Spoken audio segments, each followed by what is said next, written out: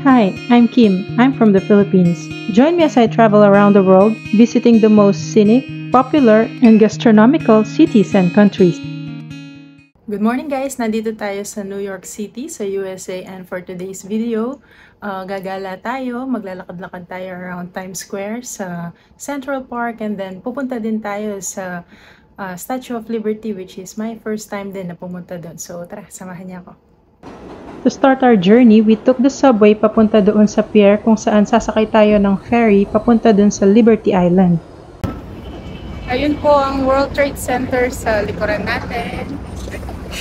We all know the tragic event of 9/11 bombing sa World Trade Center, and from this view makikita ang changes sa skyline ng Manhattan.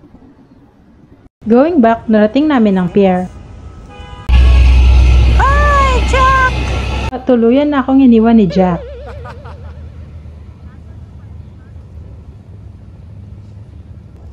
So itong kasunod na ang sasakyan natin. Miss Liberty.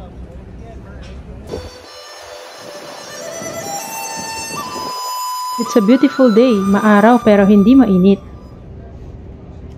Yun yung island na pupuntahan natin guys. Siyempre nag-moment muna ako mag-isa habang papalayo kami sa Manhattan. On behalf of the National Park Service, once again, welcome aboard. Ang ganda lang pagmasdan habang unti-unti kaming papalapit sa island.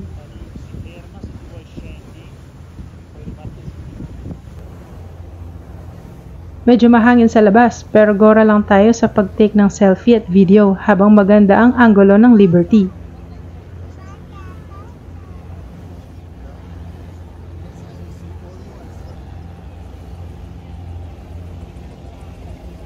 By the way guys, ang Statue of Liberty ay niregalo ng people of France para sa USA. The statue was dedicated on October 28, 1886. It became an icon of freedom sa United States. Welcome symbol din ito para sa mga arriving immigrants by the sea. Ayan na, papalapit na tayo. Yes!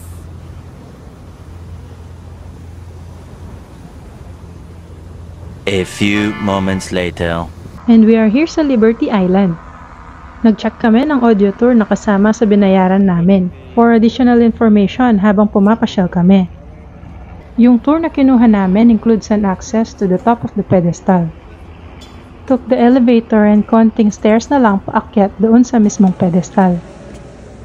Fun fact, the Statue of Liberty served as a lighthouse for 16 years.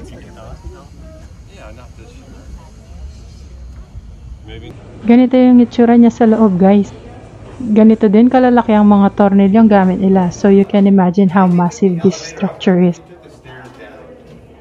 You know the best part of our tour access? Ito.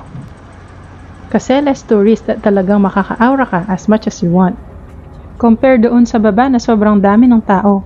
We had a very nice overlooking view of Manhattan skyline at ng buong island.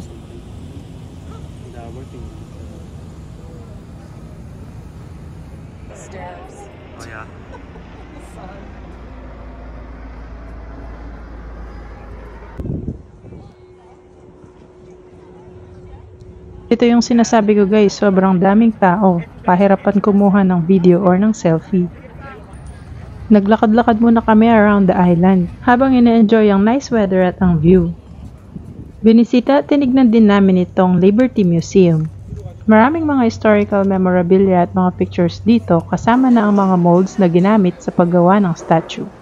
Meron ding theater sa loob na kung saan pwedeng panoorin yung mga videos and documentaries about sa paggawa at pagdadala nito dito sa United States. If you have enough time, pwede rin itong panoorin, pero kinailangan na namin bumalik sa city. Nakakuha na naman kami ng magandang pwesto para makuhanan ng video at picture yung statue habang papaalis kami.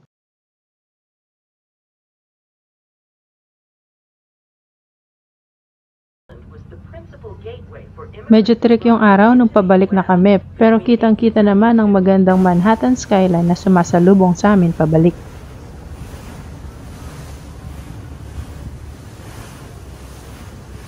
Tanghali na kami nakabalik sa city at nakadaan pa ako saglit sa Times Square. Malapit lang kasi ito sa hotel na pinag-i-stayan namin. Gusto ko pa sanang tumambay at pumasyal sa Central Park, kaso wala na akong time. May kailangan pa kasi akong tignan at bilhin. Hanggang sa susunod na biyahe!